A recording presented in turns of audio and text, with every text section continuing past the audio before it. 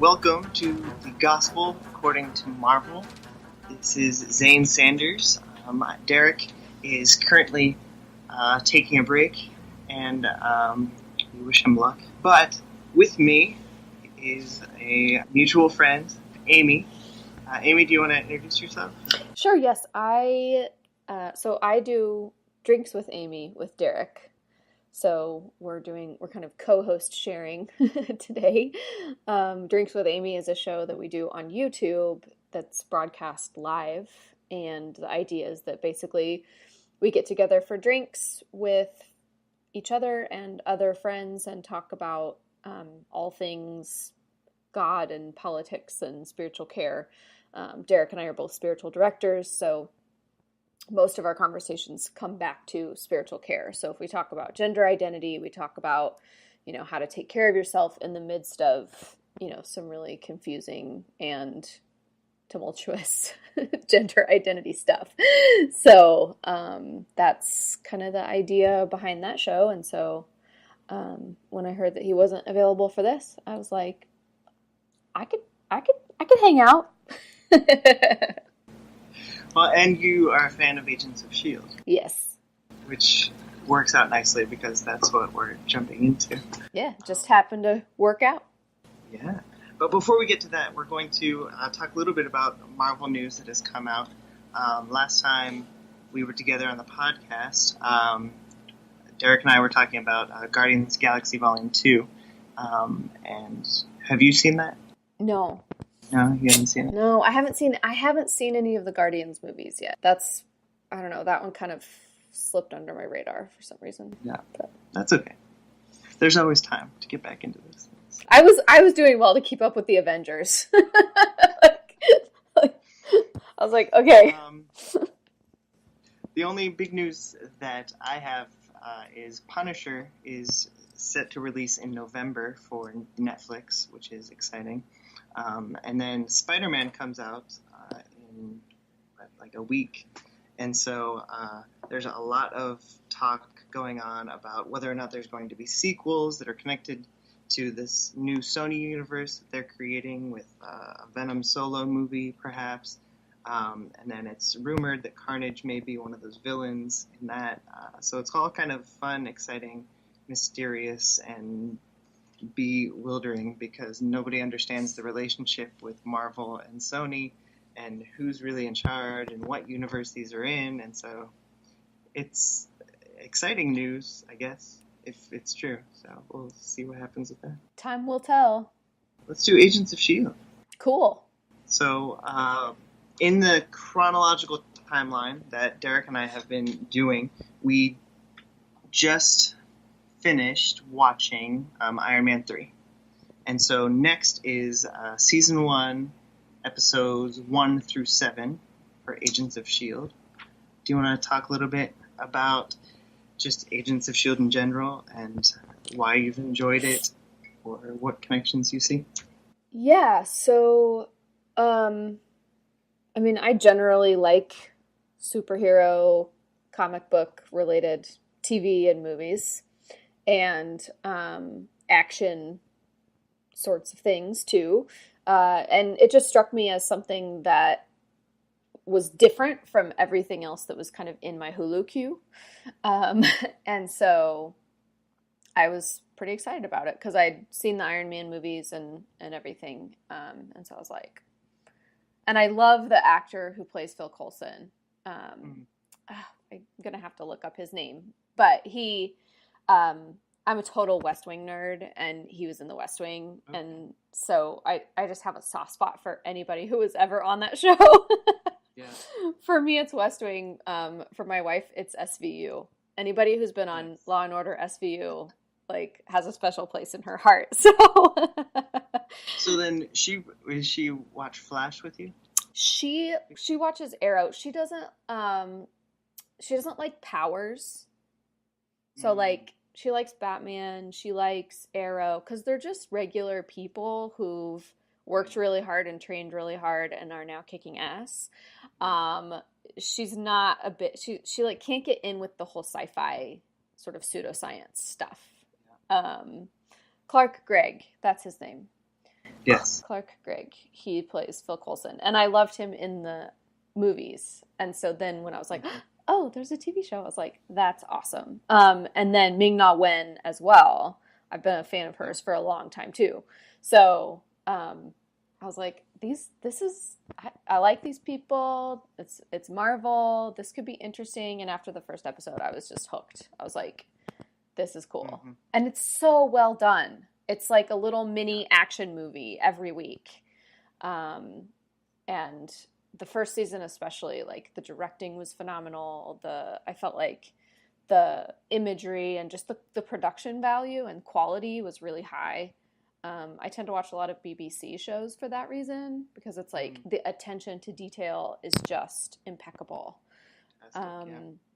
So my background is in theater, and so I did a BFA in directing for theater, and so I ended up doing all like set design, costume design, acting, directing, like everything. And so whenever I watch a show, it's like I'm paying attention to all of those different things. And so for S.H.I.E.L.D., like every piece felt intentional, every piece felt well thought out, and that's pretty much, that's kind of that sells it for me. You can have a solid concept, but if it's not executed well, we might have some problems. So, and just the ensemble aspect of it, the kind of different personalities navigating these really crazy things that are happening, and at the same time, this like battle against good and evil, makes for some really good entertainment. Yeah. So I love how this all sort of began because everyone loved Phil Coulson in the Avengers. And how, like, okay, well, we'll do a TV series about it. And I don't know that they necessarily had a plan from the beginning, but it seems like they, from season to season, definitely have a direction that they're headed, and I like that. They, when they were advertising this early on, I remember them saying how it's all connected. How, like, this is definitely, like, part of the movie universe that Marvel's doing. And there's, like, those little nods to Iron Man or Thor. We'll see in episode 8, which we're not talking about today, so of course I need to bring it up.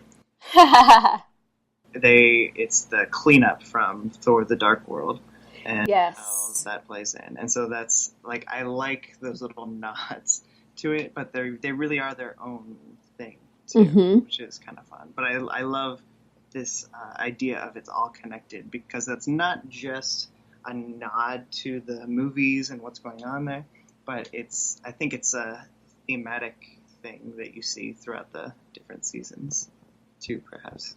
So yeah, it's one and it ties into Agent Carter too. Which I don't know where that is in the timeline of things, but I did watch that miniseries, which was so great. Like, I think she's besides Phil Coulson, I'm pretty sure she's my favorite character, like, of all time from any, even, to me, she even is like, not better, but I even like her more than Wonder Woman. It's probably a little bit, like, probably make some people mad saying that, but that's she doesn't have any superpowers, and she's navigating this world where everyone else is men and they don't take her seriously, and she still comes in and kicks complete ass and is just like, and has perfect hair while doing it. Like, I don't know, it just is. And I like that the actress, like, she's curvy, she's like, she just strikes me as, like, yes, she's stunning, but she's also like a real person. Like, she's a real size. And well, everything about her is very real in that sense. Yeah. I know Derek and I would love to get into Agent Carter at some point. That's kind of, because that's a prequel series, we really should have started with that, I guess, but maybe we'll get back into that. Well, and so that's kind of the cool thing for me, is that Agents of S.H.I.E.L.D. kind of brings together all of those different strings too. So, like, in episode 2 with the 084, where there's this, Mm-hmm. you know, alien object. And so you get like the S.H.I.E.L.D. history too, Yeah. which is really cool to me because I just love it when that sort of thing is thought about, you know. Right. They didn't, For sure. you know, so it kind of takes you back in time. And yeah, I love the flashbacks, and the Whitehall character just really brings it back to Red Mm-hmm. Skull. And, you know, so we have S.H.I.E.L.D. We're seeing how S.H.I.E.L.D. is in existence, like from Captain America all the way through Iron Man, Mm-hmm. which are, you know, and kind of how that agency has protected the public, so to speak, from Right. people who are enhanced or people who, you know, have technology that they shouldn't have and have terrible intentions Mm-hmm. and stuff like that. So, you know, to me, that's the gift of the television format, is that we can get more of that information and more of Right. that history in a way that Yeah. we really wouldn't be able to in a movie. That's a really good point. Um, so the pilot episode, Mm-hmm. jumping into speaking of the tie-ins, I love how they immediately, because Iron Man 3 was the last thing that happened, they tie in Extremis and the continuation of the Extremis virus.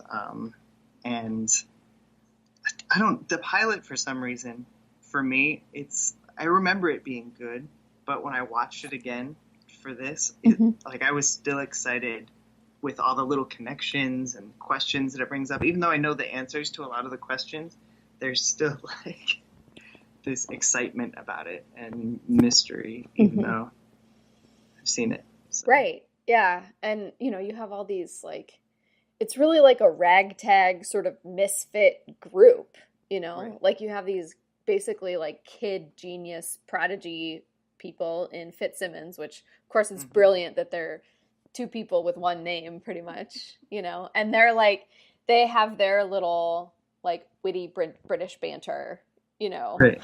And then you know, you have this like hacker who's like, you know, anti-establishment, you know, Mm-hmm. bring down the man, you know, and so she's kind of like, she's a like a PR problem for them, Right. in addition to a real security threat because she's a hacker.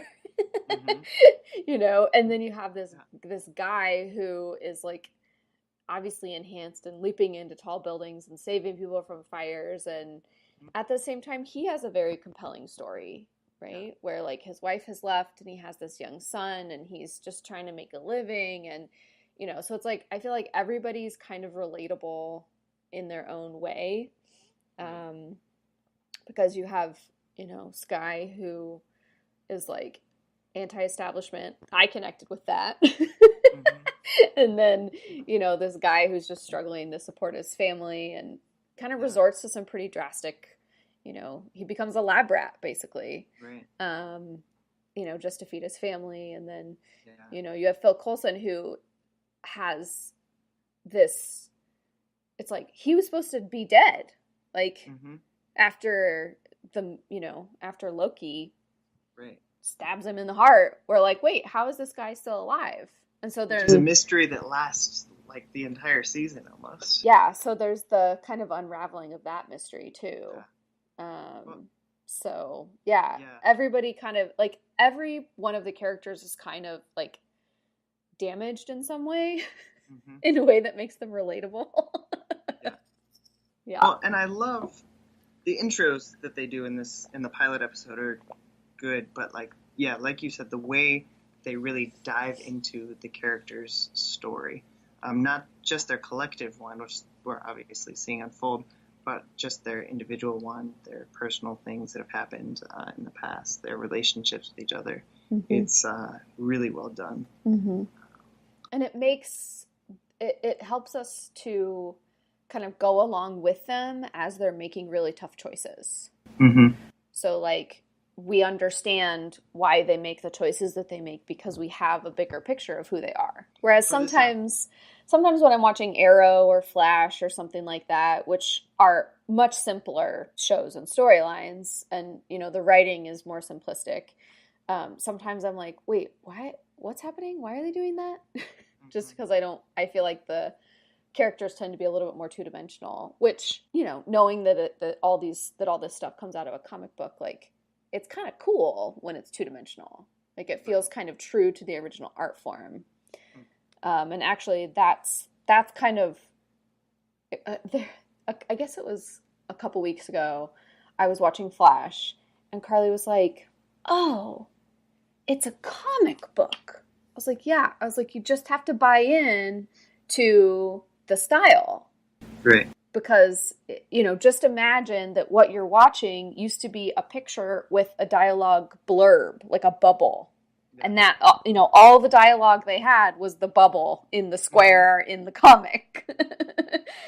It's funny that you mentioned that because when I was watching these 7 episodes, I was thinking in my head, there's got to be like a blurb or like a pop up that kind of represents the theme for each episode. Mm-hmm. And I think they do all connect fairly well. But for this pilot episode, I thought that desire to be something more, whether it's Mike literally desiring to be something more, or if it's Sky desiring to just be a part of Mm-hmm. something bigger than herself. Mm-hmm. And the same for the rest of them. I think Mm-hmm. S.H.I.E.L.D. really provides that in a big way for that first pilot episode. So.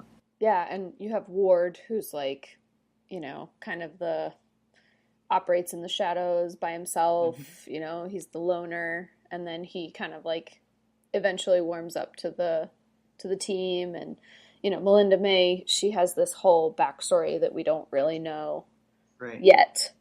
Yeah. But she's clearly like a little tentative about being part of a team, and Yeah. everybody's kind of getting to know each other, and they're immediately thrown into these situations where their lives depend on each other. And that's intense. Yeah. For sure. Well, I think that leads well into the second episode, which you mentioned earlier, 084. I felt that the theme here was really discovering the roles that each of them has on the team. Mm-hmm. And Ward is all about conformity. He's a soldier. In this episode. Yeah, he's very directed for that. Trying to think of what else. Oh, the last 084 they mentioned was a hammer. Mm-hmm. Yep. Yeah. Right. Ties back to Thor. And then we also really meet sort of the villain. Mm. Right. So I feel like in the first episode, we're not quite sure who's behind everything. Right. We're not sure who's behind Centipede. We're not sure really what's going on. And it's in the second episode that like we connect the dots, and it's like, oh, it's Whitehall. Oh, it's Hydra. Oh, okay. Like I Mm-hmm. get it. So then we kind of get the origin of the villain at the same time that we're seeing the team come together, which is kind of cool. And then after all the excitement of these first 2 episodes, they throw in a last-minute Nick Fury cameo just to make so sure we good. remember it's all connected and he's a part of it, Mm-hmm. which is fantastic. He's still pulling strings. Episode 3, The Asset. Mm-hmm. Sorry, I watched these last week, so now I'm trying to remember. We have Dr. Franklin Hall. Mm-hmm. And Daisy Sky goes in undercover. That's right. Mm-hmm. And the Gravitonium. Franklin Hall. He becomes a villain from the comics called Graviton, which I guess in the comics he is affiliated with AIM. So there's another sort of Iron Man crossover. Yeah. To that point, yeah. I love how Agents of S.H.I.E.L.D. adds so many villains. It's exciting, and it like shows the vastness of kind of the rogue gallery that Marvel has. But I'm also a little disappointed that we're not going to see a whole lot of these villains on another platform. Mm-hmm. So these are sort of like the B-lists that Marvel didn't want for their movies. Right. So that's a little disappointing. Yeah, it's kind of like if they don't interact with one of the heroes that has their own sort of movie franchise already, Mm-hmm. they kind of stick them with S.H.I.E.L.D. Yeah. Which is a bummer, but I think they do well with it. It's all right. And then we see sort of the making of this bizarre love story, maybe, with Sky and Ward. We see those things start to kindle. And also, you see like a little bit of Coulson and May Mm-hmm. sort of Little tension there. parts of their story, and a little bit of tension with that. Mm-hmm. For this episode, it was interesting. Like I said, I think they are connecting with the desire to be something more, discovering our roles, and then this third episode is, I thought, finding and choosing a family. My son. Speaking of family, Yeah, finding and choosing a family. Do you want to talk a little bit about episode 4, which was I Spy? Yeah, so I Spy is the episode where the team comes into contact with a former S.H.I.E.L.D. agent who has been biologically enhanced. So she ends up with this kind of robotic eye. And this robotic eye, she gets these messages and she has to execute these missions on behalf of, again, someone who's behind the scenes pulling the strings, and we're not quite sure who that is. And so then, I feel like this is kind of where we see, I feel like this episode has a really great example of some of their comic relief, where Ward is wearing glasses that they've hacked the feed from the eye so that they can remove it from the woman, and Ward's wearing these glasses and he's supposed to do her mission for her basically while they remove this eye, because the eye has an explosive in it, and if the explosive is remotely triggered, it kills her. So here you have Ward, and he's like trying to infiltrate this compound, and the instruction that pops across his view where these commands are coming in is seduce him.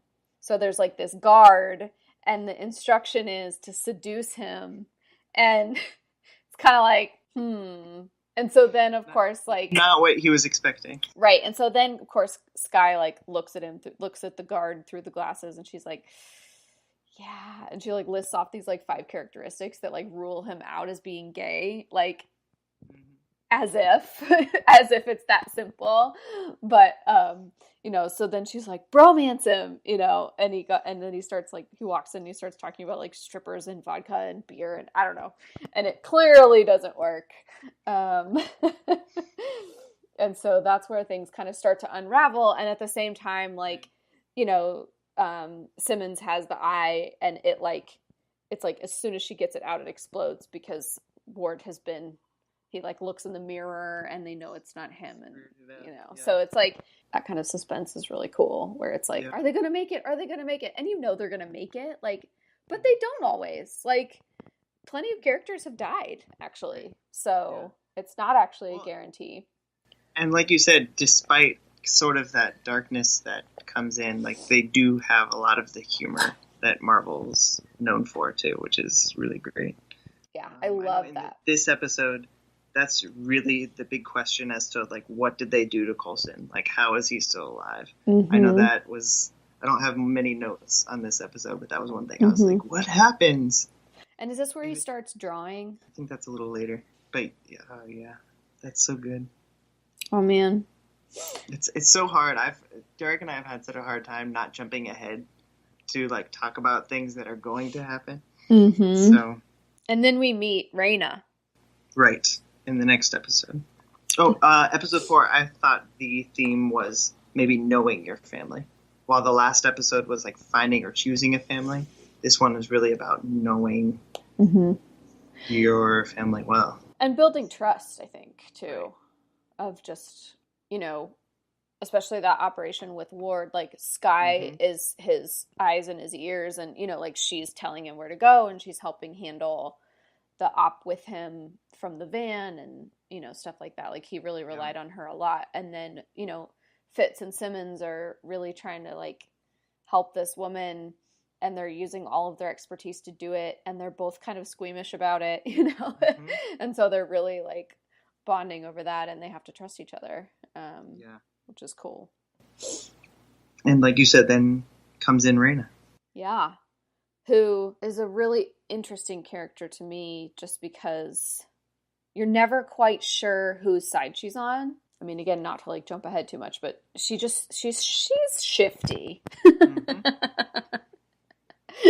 Yes, And very much so. over time, it's clearer and clearer that she's really only in it for her. She has an end game, and whoever can help her get there is who she helps, Mm-hmm. basically.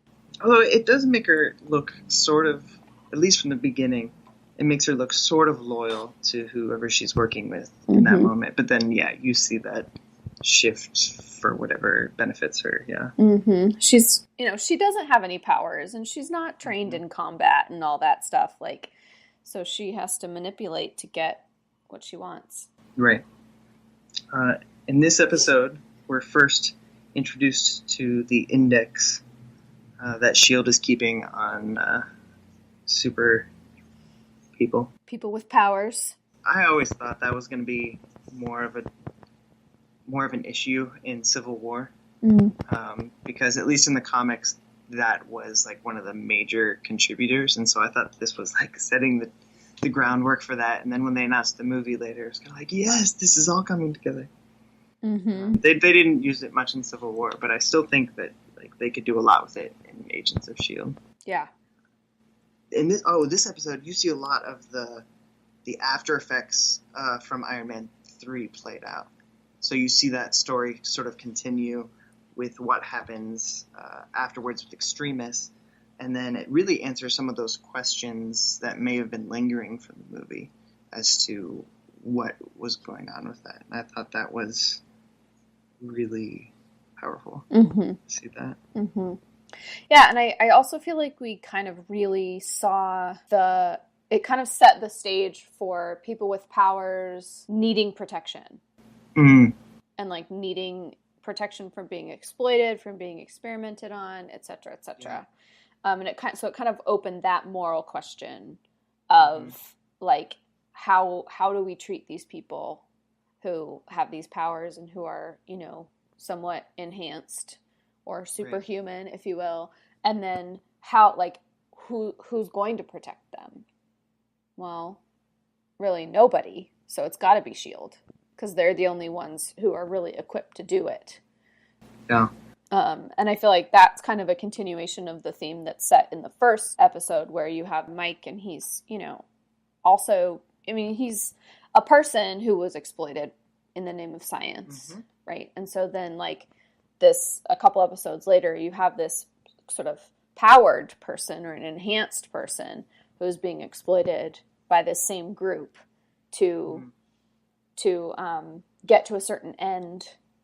And, it's all in the name of weaponizing people, basically. Yeah. And so then, you have this kind of ethical dilemma on the part of S.H.I.E.L.D. where it's like, well, we're trying to protect the public, but these people don't have anybody. I think a theme that maybe just superheroes in general sort of bring out is the thought of like what it is that we do with power.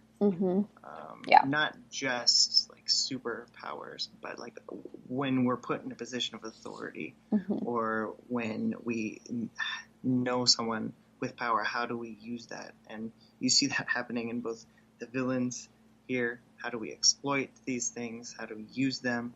And then on the half of S.H.I.E.L.D. too. How do we best protect this and make sure that we're doing the right thing? Right. And each episode is really kind of a case study in that, and as the series goes on and the characters kind of get deeper into the violence and the desperation and the murky gray sort of ethical area, it's like, if I'm engaging in the same actions that the bad guys are engaged in, what really separates me from the bad guys?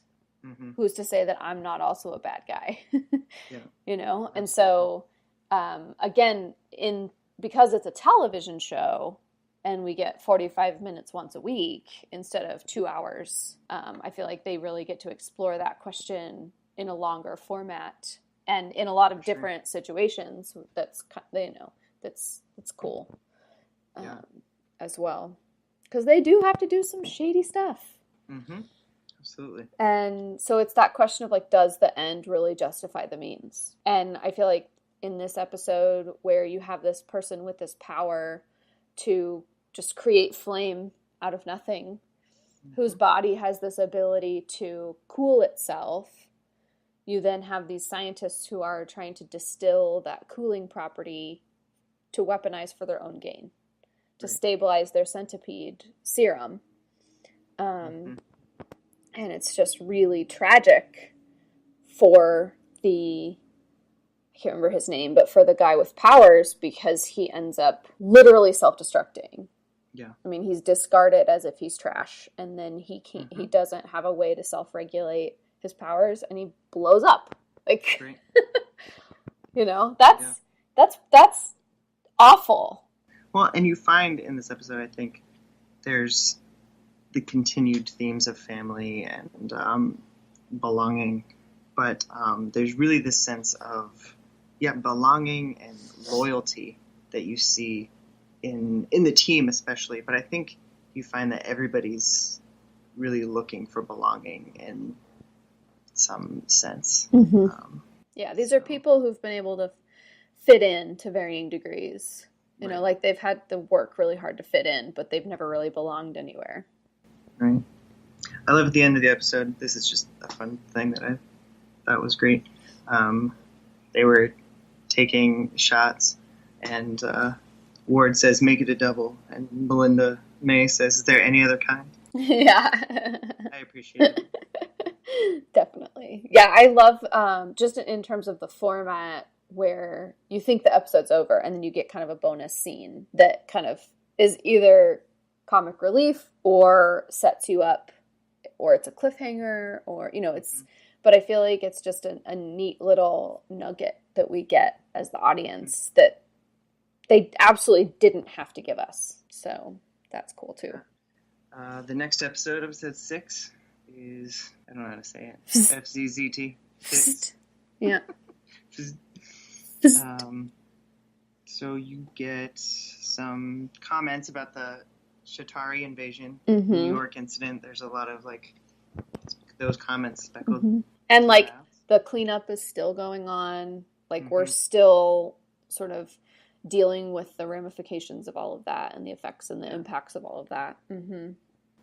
Well, and this episode I felt was much more Coulson's episode, in the sense of you really get to see his own heart in his decision making, that he's not always so black and white or like ready with those difficult decisions to do the thing that you would think that he would, but he definitely relies more on his heart in those moments.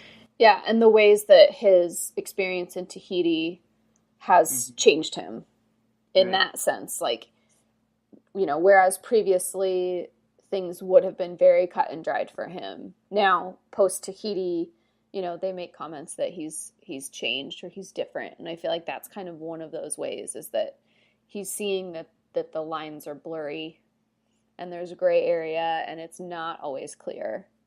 And so, you know, he kind of gets some space for that. And we also get to see really the connection between Fitz and Simmons and how much they we may have some sexual tension between a couple other, you know, characters or whatever, but Fitz and Simmons like love each other. They love each other and would die for each other. And, you know, they're basically one person in a lot of ways. And so this episode, we really get to see like that connection on a deeper level. And it's just like heart-wrenching. Yeah. When because she's infected by a virus from the Chitauri helmet, and they have to find a cure, and like she's infected, but she's the only one who can find a cure. And, you know, it's Fitz and Simmons are best when they're working together, and she's in quarantine. So it's like a whole thing, you know, a whole other challenge. Even her willingness to like leave, throw herself off the plane. To jump off a plane. Yep. Yeah, it was just as much, I guess. Well, it was more their episode than Coulson's, but I felt like you saw a lot of Coulson's. Oh, yeah. Because he's in charge, right? Like, there's this crisis. And it's not... Because, like, up until now, pretty much, like, they have been going somewhere to solve someone else's problem. And now No, it's theirs. it's theirs. Like the problem is in their own backyard, Mm-hmm. and it's their people, and it's a lot more dangerous for all of Yeah. them. Well, and Coulson, he says this line, this piece of paper is telling me that everything is fine, but I don't feel fine. I feel different. Mm-hmm. And that's one of those, another component of belonging that we always feel different, like outsiders. Mm-hmm. And seeing that thematically come, even for Coulson, is so powerful, coming from all of the different characters, but especially Coulson, because he's the one that's in charge. Like you said, he's got this under his control. Yeah, like everyone defers to his authority. Yeah, there might be discussion about what to do, but ultimately he makes the decisions. Right. Yeah, I felt that the themes in here were like earning back trust, but also like fixing this together. That was actually a line somebody said, we're gonna fix this together. Ward says at some point, and I thought it was very biblical in the way that he said it. He said, we wait and get ready for whatever it is we are called upon to do. And that kind of brought me back to scripture references that, of course, I don't have written down or off the top of my head. But it's very, the Old Testament's a lot about waiting to hear from God, waiting until the moment where you're called to do something. And so that was just a powerful line to me. I keep using that word. I need to find a different word. Powerful. Yeah. And then the hub, episode 7. This is where I feel like we get to, people get to take some risks, whether they want to or not. And so I feel it's not, I almost want to call it like opposite day. But like it feels like, a lot of the characters end up doing things that are counter to what we've seen from them so far. For sure. Well, and I think a big part of this episode was teamwork and trusting those members of her team, even when they are maybe doing something that they wouldn't normally do, but in a sense of that they're gonna be there for you. And we get this larger, I think, impression of just how much Coulson and his team don't really fit into S.H.I.E.L.D. As a larger organization. And so we kind of get this sense that, like, they, like, Fury may have given Coulson this position and these resources, but the current leadership isn't really on board with that. Yeah. And so that's kind of an interesting internal, like, tension within the agency. Well, and you're made to believe almost from the beginning that they're this, like, A-team that Fury's chosen, but you really see that they're kind of an odd squad of S.H.I.E.L.D. Yeah, it doesn't, they don't make sense. Like, not everybody's on board. It doesn't make sense to everyone. They're like, why is this happening? Who are these people? Why are they here? Yeah. And then inside the team kind of has that same response to S.H.I.E.L.D. itself, right? Like, you have Fitz and Simmons who are trying to toe the line while at the same time, like, really embodying this question of, like, what is our role here? And then you have Skye, of course, who just doesn't care for rules at all. She's like, whatever, I'm going to do my own thing. Well, and even for her, there's always that question of whether or not she's really bought into this whole thing, or if she's gonna go do her own thing. Still a spy. Yeah. And it's interesting to me that Coulson doesn't have access to her files. She's trying to find her parents. Right, yeah. And that she's an 084 and that... Right. Yeah. Right. But the fact that he is supposed to be the man in charge and doesn't have access to that, it's another thing to just put into question, like, what are we as a team? Yeah. And S.H.I.E.L.D. and how are we? Yeah. Yeah, and there's this... That's kind of a question on both sides, this question of who's in charge. Mm-hmm. And who are we following and what are their intentions? Great. Right? Like that feels like a question on both sides. As the audience, we're not in Mm-hmm. on that side of things. Right. Like we don't really know, like we think Whitehall's the bad guy, but then there's all this other stuff happening, and is it all related? I don't know. Maybe it is, maybe it's Mm-hmm. not. And then from the Shield side, it's like there are so many different things happening. It's like, who's really in charge here? We thought it was Yeah. Coulson, but now we're at this hub, and there's like this crazy lady with red hair, and I don't know what's happening. Yeah. And you have like Simmons, who's like this little like mousy kind of bunny rabbit person, like icing a fellow superior officer, and you have Fitz like saving Ward's life, and it's Mm-hmm. kind of like these really interesting role reversals. Yeah. I love looking at this in, like I said from the beginning, this whole theme of belonging in sort of a family sort of a way. But in thinking about that with our faith, how do we as Christians help others to feel that belonging that they need? I think that's one thing that watching this time through this lens, it's really sort of challenged me as a person as to how it is that I do that. Mm-hmm. See, and to me, like, it's not, I have kind of a different perspective on that, because I don't feel like I have the power or the authority to make anyone else feel like they belong.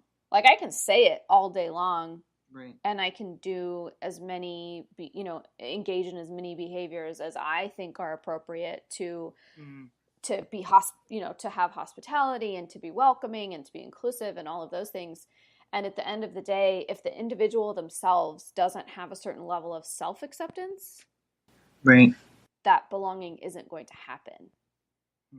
And that we can actually cultivate a sense of belonging in our own bodies, so that no matter what environment we walk into, it's not really about belonging, because we're clear about where we do belong, which is in our own bodies, in connection with God.